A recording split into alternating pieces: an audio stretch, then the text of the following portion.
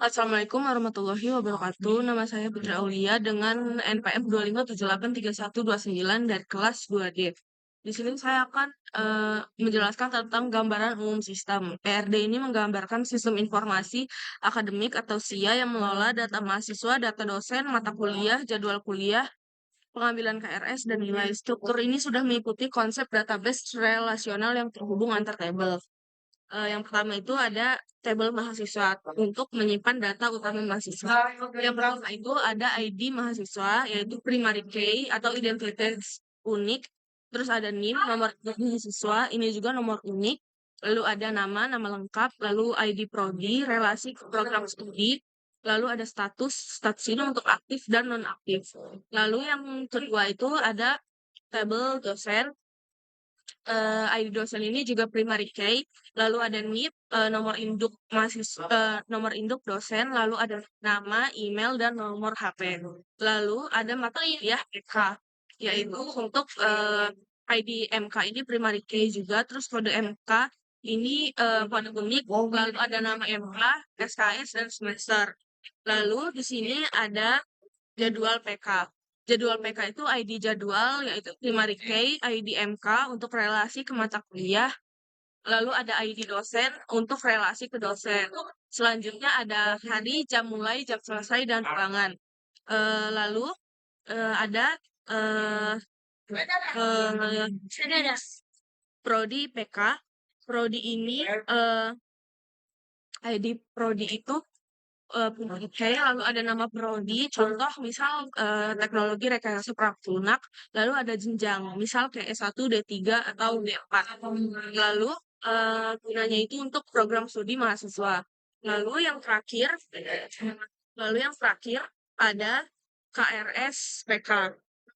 KRS PK ini, ID KRS ini juga eh, nomor unik atau primary key, ID mahasiswa, lalu ada ID jadwal, ada tanggal ambil, dan status. Ini fungsinya untuk menghubungkan mahasiswa dengan jadwal atau mata kuliah yang sudah diambil. Lalu di sini ada tabel nilai, yaitu ID nilai ini juga primary key, lalu ada ID KRS atau relasi ke KRS, lalu ada nilai angka, nilai huruf, dan grade point. Digunakan untuk menghitung IPK. Pertama, diagram deployment SIA. Nah, yang pertama itu ada user mahasiswanya itu masuk ke web server. Lalu setelah ke web server, lalu ke load balancer. Lalu setelah ke load balancer, kembali ke app server 1 dan app server 2. Lalu setelah ke app server, lalu ke micro service, notification service, reporting service, opsi service, lalu ke lalu kembali ke message broker. Nah, app server ini juga ke database. Lalu app server 1 ini atau core system ini juga ke database. Lalu kesimpulannya itu, diagram development ini menunjukkan bahwa sistem dirancang tidak tergantung pada satu server. Lalu memiliki pembagian tugas yang jelas. Lalu siap untuk banyak user, beban tinggi, dan pengembangan jangka panjang. Analogi sederhananya itu kayak user itu pelanggan, lalu web server itu resepsionis, lalu load balancer ini pembagi antrian, lalu app server ini hoki, lalu microservice ini bagian khusus, lalu message broker ini sistem order internal, lalu database ini adalah gudang bahan makanan. Lalu yang keempat ada ID prodi, kode unik program studi.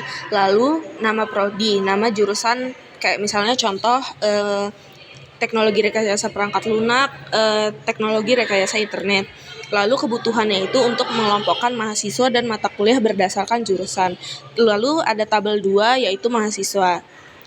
Berisi NIM, identitas unik mahasiswa, lalu ada nama lengkap mahasiswa, lalu alamat tempat tinggal, lalu ID prodi, relasi ke program studi, dan status, misalnya aktif, cuti, atau lulus. Kebutuhannya untuk menyimpan data utama mahasiswa untuk proses akademik. Lalu yang ketiga ada tabel dosen, NIP, identitas unik dosen. Lalu ada nama dosen, lalu bidang keahliannya itu spesialisasi dosen. Kebutuhannya ini untuk menentukan pengajar mata kuliah dan distribusi jadwal. Lalu yang keempat ada tabel mata kuliah. Kode MK yaitu kode unik mata kuliah, lalu ada nama MK, nama mata kuliah, dan SKL, jumlah kredit atau beban studi, dan yang terakhir ID Prodi, program studi terkait. Kebutuhannya ini untuk mendefinisikan mata kuliah dalam sistem. Lalu yang kelima ada tabel jadwal, yaitu ID jadwal, identitas unik jadwal.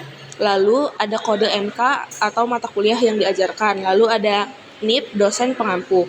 Lalu ada hari untuk hari perkuliahan, lalu ada jam untuk waktu kuliah, lalu ada ruang lokasi kelas. Kebutuhannya itu untuk mengatur waktu dan tempat perkuliahan. Lalu yang keenam ada tabel KRS atau kartu rencana studi. Berisi ID KRS, identitas unik KRS, ada NIM, mahasiswa yang mengambil, lalu ada ID jadwal mata kuliah yang dipilih, lalu ada semester pengambilan, lalu ada tahun akademik atau periode akademik. Kebutuhannya itu untuk mencatat pengambilan mata kuliah oleh mahasiswa. Lalu yang ketujuh ada tabel nilai.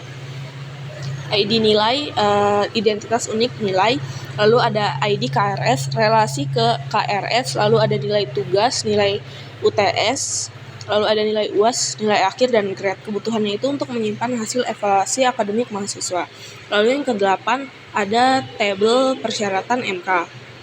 ID persyaratan PK, identitas unik, kode MK, lalu mata kuliah utama ada kode MK persyarat atau mata kuliah persyarat.